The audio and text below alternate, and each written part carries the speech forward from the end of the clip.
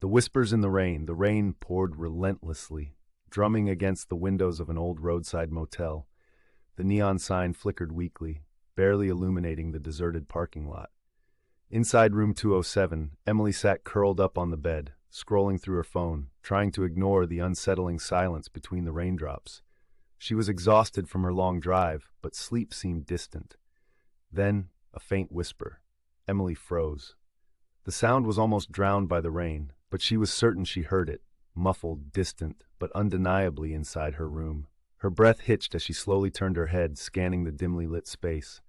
The closet door stood slightly ajar, a sliver of darkness spilling into the room. A cold chill ran down her spine. Swallowing her fear, she grabbed the motel's ancient landline phone to call the front desk. Static. Then, another whisper. Closer this time. Her pulse pounded in her ears as she reached for her keys and stumbled toward the door. The whispering grew urgent, a desperate plea she couldn't understand. Just as she yanked the door open, she saw him. A man, drenched in rain, stood under the buzzing motel sign.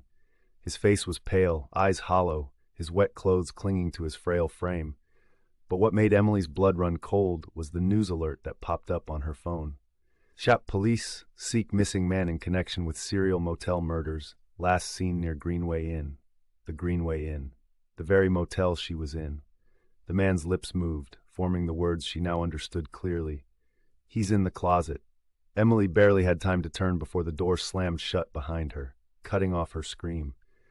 The rain outside continued to fall, indifferent to the horrors within room 207. Hours later, the motel's front desk clerk noticed something odd. Room 207's lights were still on, but Emily's car remained unmoved. Curious, he knocked on the door. No response. He turned the knob. It was unlocked. The room was empty. No sign of Emily. But the closet door stood wide open, and deep inside the darkness, something moved.